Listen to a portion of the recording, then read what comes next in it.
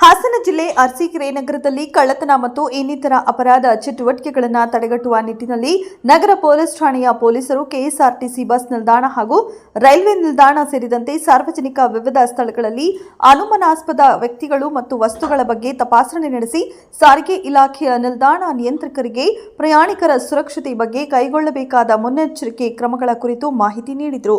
ಇನ್ನು KSRTC bus ನಿಲ್ದಾಣದಲ್ಲಿ ನಗರ police ಠಾಣೆಯ ಪ್ರಭಾರ ಪೊಲೀಸ್ ನಿರೀಕ್ಷಕ ಚಂದ್ರಶೇಖರ್ ಮಾತನಾಡಿ, ಬಸ್ ನಿಲ್ದಾಣ ಹಾಗೂ ಬೇರೆ ಕಡೆಯಿಂದ ಬಂದಿರುವ ಅನುಮಾನಾಸ್ಪದ ವ್ಯಕ್ತಿಗಳು ಇದ್ದಾರೆ ಎಂಬ ಮಾಹಿತಿ ಆಧರಿಸಿ ಸ್ಥಳ ಪರಿಶೀಲನೆ ನಡೆಸಲಾಗುತ್ತಿದೆ. ಬಸ್ ಹತ್ತುವ ವೇಳೆ ಹಾಗೂ ಕೆಲವು ಸಂದರ್ಭಗಳಲ್ಲಿ ಜನಜಂಗುಳಿ ವಿಪರೀತವಾಗಿರುತ್ತೆ.